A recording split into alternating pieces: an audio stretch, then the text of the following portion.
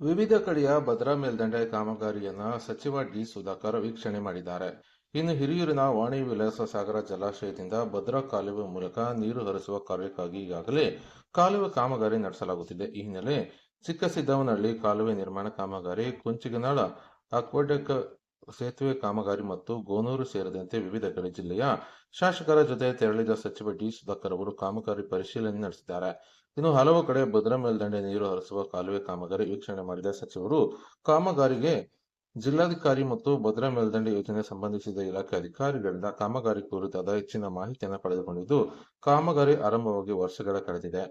ನಮ್ಮ ಸರ್ಕಾರದ ಅವಧಿಯಲ್ಲಿ ನೀರು ಹರಿಸಬೇಕಿದೆ. ಕಾಮಗಾರಿಗೆ ವೇಗ ಕೊಡುವಂತೆ ಸೂಚನೆ ಸಹ ಅಧಿಕಾರಿಗಳಿಗೆ ನೀಡಿದ್ದಾರೆ.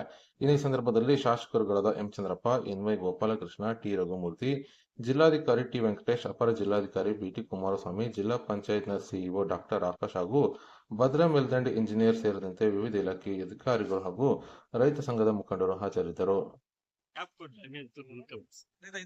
ಜಾಸ್ತಿ ಹೋಗ್ಬೇಡ್ರಿ ಈ ಕಡೆ ಬರೀ ಸರ್ ಕಾಣಲ್ಲ. ಮತ್ತೆ ಆಮೇಲೆ ಎಕ್ಸ್ಪ್ಲೇನ್ ಮಾಡಿ ಸರ್. ಒಳ್ಳೆ ಮೂರ್ತನ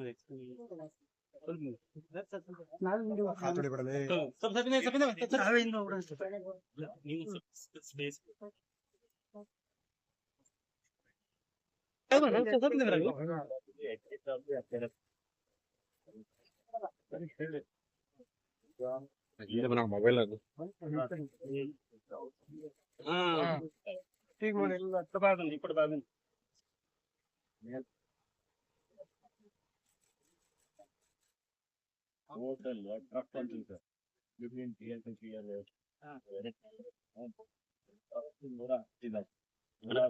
ಐವತ್ತೇಳು ಕಂಪ್ಲೀಟ್ ಆಗಿದ್ದಾವೆ. ಸರ್ ಬೇಗ ಅವ್ರು ಮುಗಿಸಿದ್ರೆ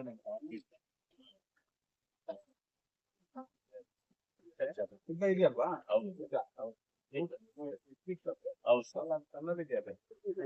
ಓಪನ್ ಕೆನಲ್ ಅಲ್ಲೇ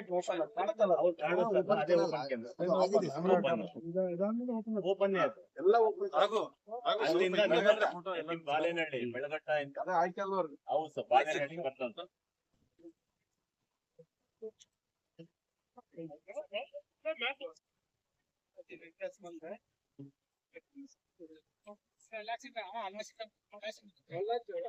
ಓಡಾಡಿ ಓಡಾಡಿ ನಮ್ಮ ಮೈ ಸಾಹೇಬ್